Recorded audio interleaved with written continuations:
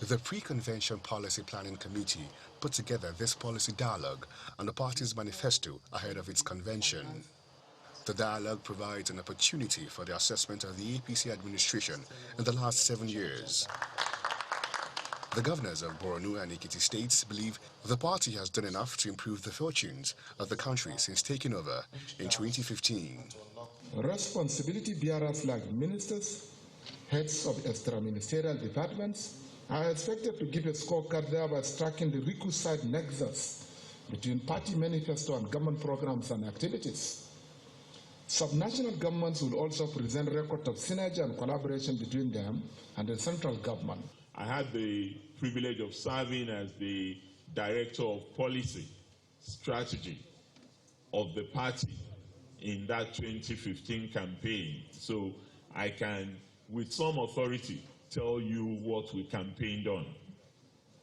And when you see what the government has done in the last 6.5 years, one of the important reasons why we need this policy conference for members and also for the media is not to allow others define us.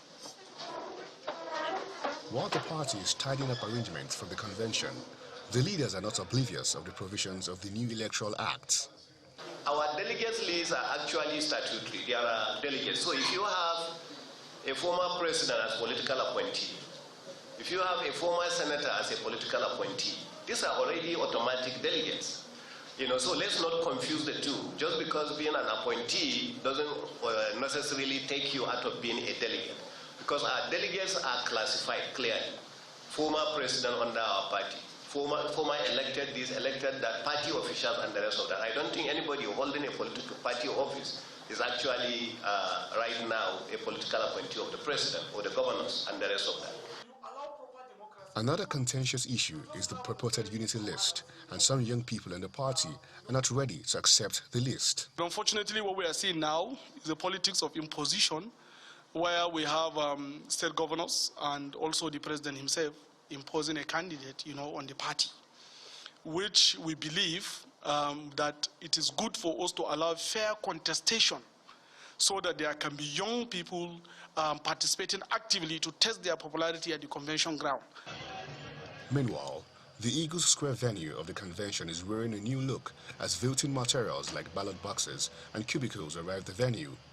Each state is getting its designated spots, while the vendors put finishing touches to ensure smooth coordination of activities during the convention.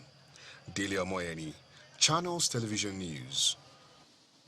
Meanwhile, the Federal Capital Territory has witnessed a large influx of party members. Finishing touches are being put in place as delegates prepare to take over the Eagle Square, from where our correspondent Terry Ikumi is bringing us an update on preparations so far. Hello, Terry. What's the atmosphere like over there?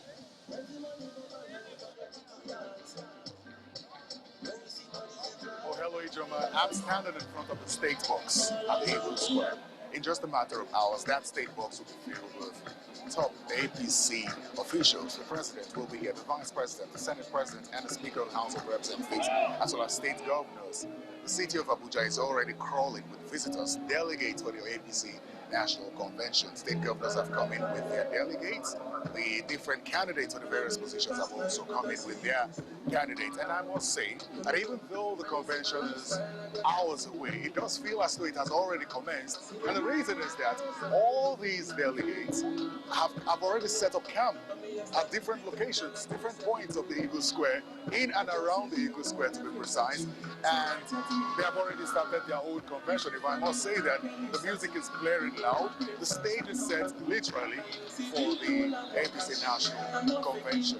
And now I must say that ahead of this convention, last minute meetings are being held to ensure that there are consensus candidates to an extent. Whether that will appeal to the bulk of the party members, we're not sure about that. But that will, to an extent, determine the length which the APC convention will go. It's expected to start at 10 a.m. tomorrow, and we'll wait to see how that that turns out. But I must also say that security here has been beefed up. Sniffer dogs everywhere, the joint security forces, the police, the army, the civil defense corps, all here. Paramilitary agencies are here, so the FRSC is here to ensure that everything goes smoothly.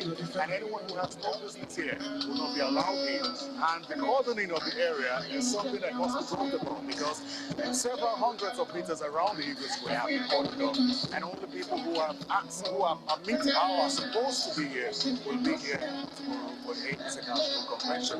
Now let me also add that the APC regards this as an epic national convention, considering that it has had its house in rubble for a while, and to an extent feels like it has sorted that out and ahead of the convention. So yes, we wait to see the crowd of people that will be here tomorrow. I must say that it is already crowded in and around the Eagle Square. A large number of people have entered the federal capital.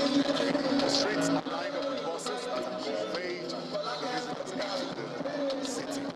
Well, we wait to see how that turns out tomorrow. It's back to you.